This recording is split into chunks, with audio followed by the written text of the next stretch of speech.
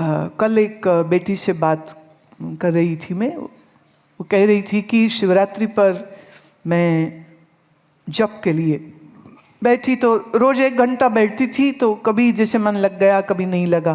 कह रही पर उस दिन जो जप करने बैठी और आंख न खुले मेरे से, और जब आंख फाइनली खोल के देखी तो 3 घंटे हो चुके थे।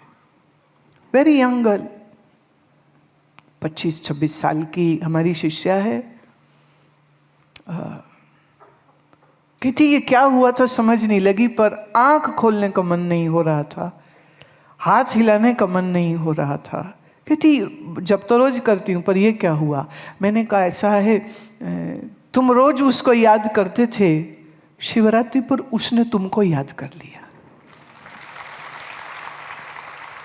तुम रोज उसका नामस्मरण करते थे और उस दिन जिस नामी का वो नाम था वो नामी तेरे हृदय में प्रकट हो गया, इसलिए अगाध आनंद हुआ, इसलिए आंख नहीं खुली, इसलिए आंख खोलने का मन नहीं तेरा किया।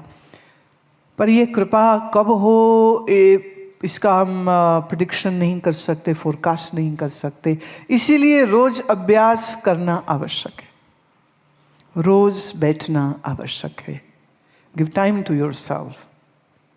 जितना आवश्यक तुम्हारे शरीर का खाना पीना है उससे ज़्यादा आवश्यक तुम्हारा एकांत में बैठ करके प्राणायाम करना, मंत्र जप करना, ताकि ये तुम्हारी अंतर्धारणा कर सके। इसके लिए कुछ बाहर त्राटक करना। मैंने अभी एक तरह से त्राटक की ही विधि कही कि श्री कृष्ण का हो, शिव का हो, कि तुम्हारे गुरु का चित्र हो, वो सन्मुख रखिए और अपनी आंखें उन पर टिका दीजिए, पलक नहीं झपकिए, गहरा श्वास लेना, गहरा श्वास छोड़ना, शरीर एकदम स्थिर रहे और आप इस तरह से बिना पलक झपके देखते रहे।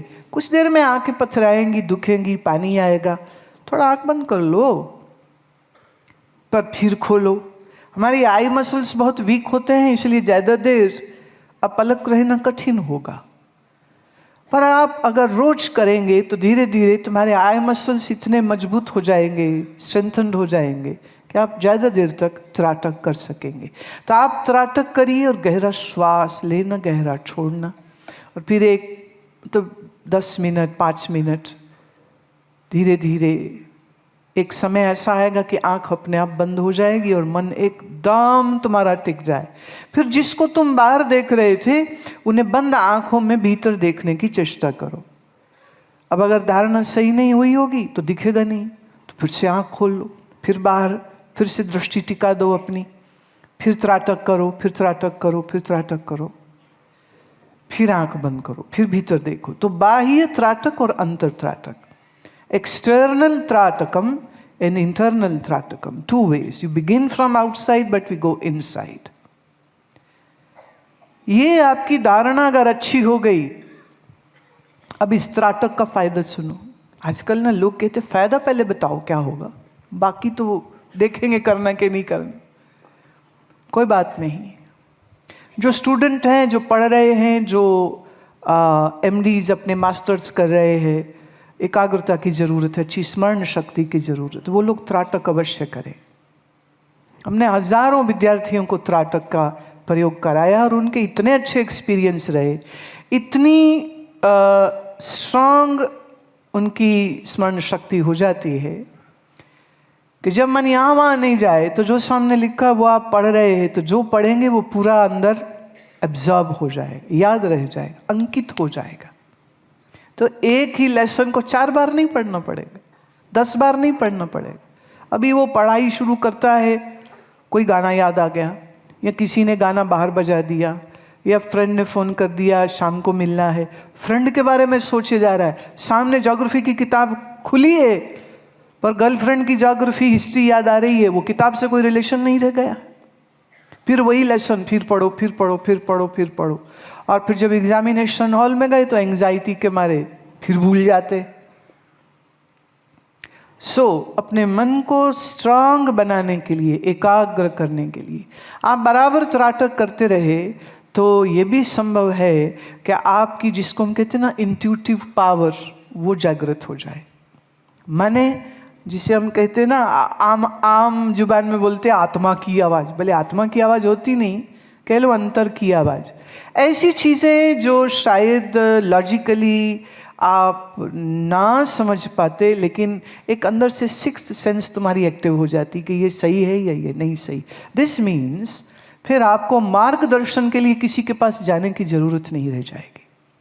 आपका मार्गदर्शन तुम्हारे भीतर से होने लग जाएगा। त्राटक करना आवश्यक, बहुत आवश्यक। अब ये त्राटक करते करते, मन एकाग्र करते करते, संभव है किसी दिन जो इस युवती को अनुभूति हुई वो तुम्हें भी हो जाए। बैठी वो 1 घंटे के लिए, रोज बैठती थी, पर उस दिन 3 घंटे। मैं कहती हूँ 3 घंटे भी कोई ज़्यादा नहीं, 8 भी हो सकते, 10 भी हो सकते, 12 भी हो सकते।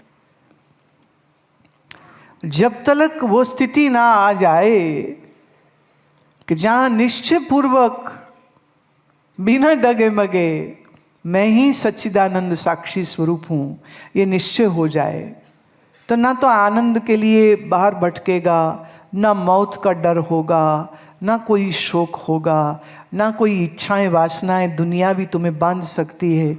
ऐसा नहीं है कि आत्मज्ञान हो गया, दृढ़ अपरोक्ष हो गया तो उसके बाद वो व्यवहार नहीं करेगा, बिल्कुल करेगा।